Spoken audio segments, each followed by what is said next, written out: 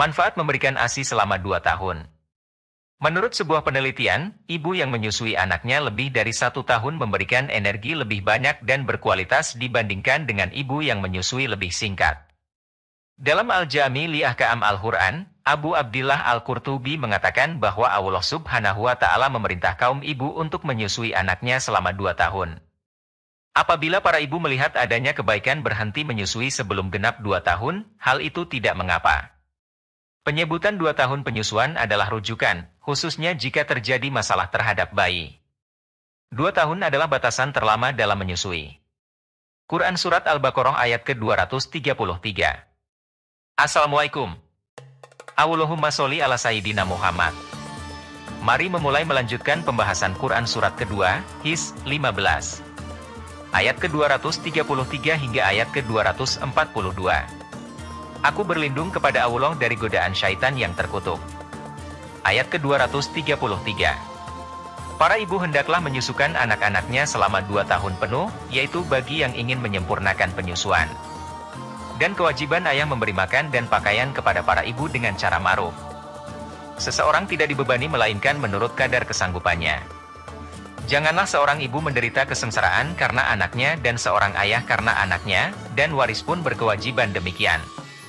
Apabila keduanya ingin menyapih, sebelum 2 tahun, dengan kerelaan keduanya dan permusyawaratan, maka tidak ada dosa atas keduanya. Dan jika kamu ingin anakmu disusukan oleh orang lain, maka tidak ada dosa bagimu apabila kamu memberikan pembayaran menurut yang patut. Bertakwalah kamu kepada Allah dan ketahuilah bahwa Allah Maha melihat apa yang kamu kerjakan. Ayat ke-234.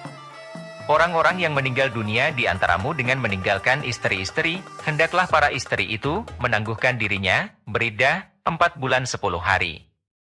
Kemudian apabila telah habis iddahnya, maka tiada dosa bagimu, para wali, membiarkan mereka berbuat terhadap diri mereka menurut yang patut. Allah mengetahui apa yang kamu perbuat. Berhias, atau bepergian, atau menerima pinangan. Ayat ke-235. Dan tidak ada dosa bagi kamu meminang wanita-wanita itu dengan sindiran atau kamu menyembunyikan keinginan mengawini mereka dalam hatimu. Allah mengetahui bahwa kamu akan menyebut-nyebut mereka, dalam pada itu janganlah kamu mengadakan janji kawin dengan mereka secara rahasia, kecuali sekedar mengucapkan kepada mereka perkataan yang ma'ruf. Dan janganlah kamu berazam, bertetap hati, untuk berakad nikah, sebelum habis iddahnya. Dan ketahuilah bahwasanya Allah mengetahui apa yang ada dalam hatimu, maka takutlah kepadanya, dan ketahuilah bahwa Allah Maha Pengampun lagi Maha Penyantun. Yang suaminya telah meninggal dan masih dalam iddah. Wanita yang boleh dipinang secara sindiran ialah wanita yang dalam iddah karena meninggal suaminya, atau karena talak bain, sedang wanita yang dalam iddah talak raji tidak boleh dipinang walaupun dengan sindiran. Perkataan sindiran yang baik. Ayat ke-236. Tidak ada kewajiban membayar mahar atas kamu, jika kamu menceraikan istri-istri kamu sebelum kamu bercampur dengan mereka dan sebelum kamu menentukan maharnya. Dan hendaklah kamu berikan suatu mutah, pemberian, kepada mereka. Orang yang mampu menurut kemampuannya dan orang yang miskin menurut kemampuannya, pula, yaitu pemberian menurut yang patut. Yang demikian itu merupakan ketentuan bagi orang-orang yang berbuat kebajikan. Ayat ke-237.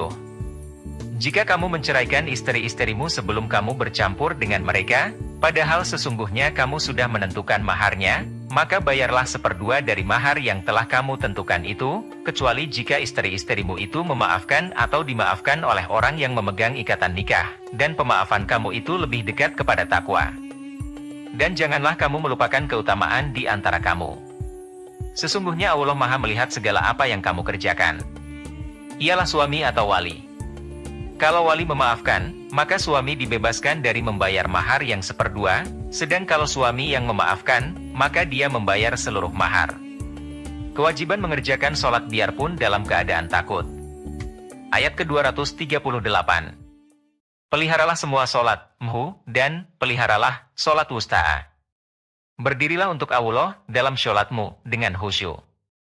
Sholat wusta'a ialah sholat yang di tengah-tengah dan yang paling utama. Ada yang berpendapat bahwa yang dimaksud dengan sholat wusta'a ialah sholat asyar. Menurut kebanyakan ahli hadits, ayat ini menekankan agar semua sholat itu dikerjakan dengan sebaik-baiknya. Ayat ke-239. Jika kamu dalam keadaan takut, bahaya, maka sholatlah sambil berjalan atau berkendaraan. Kemudian apabila kamu telah aman, maka sebutlah Allah, sholatlah, sebagaimana Allah telah mengajarkan kepada kamu apa yang belum kamu ketahui. Wasiat untuk istri dan mutah. Ayat ke-240. Dan orang-orang yang akan meninggal dunia di antara kamu dan meninggalkan istri, hendaklah berwasiat untuk istri-istrinya, yaitu, diberi nafkah hingga setahun lamanya dan tidak disuruh pindah dari rumahnya. Akan tetapi jika mereka pindah sendiri, maka tidak ada dosa bagimu, wali atau waris dari yang meninggal, membiarkan mereka berbuat yang ma'ruf terhadap diri mereka. Dan Allah Maha Perkasa lagi Maha Bijaksana. Ayat ke-241. Kepada wanita-wanita yang diceraikan, hendaklah diberikan oleh suaminya, mutah menurut yang ma'ruf, sebagai suatu kewajiban bagi orang-orang yang bertakwa. Mutah, pemberian, ialah sesuatu yang diberikan oleh suami kepada istri yang diceraikannya sebagai penghibur, selain nafkah sesuai dengan kemampuannya. Ayat ke-242. Demikianlah Allah menerangkan kepadamu ayat-ayatnya, hukum-hukumnya, supaya kamu memahaminya. Shadaqallahul Azim. Maha benar Allah yang Maha Agung dengan segala firman-Nya. Sobat, ayo kita berlanjut ke ayat berikutnya.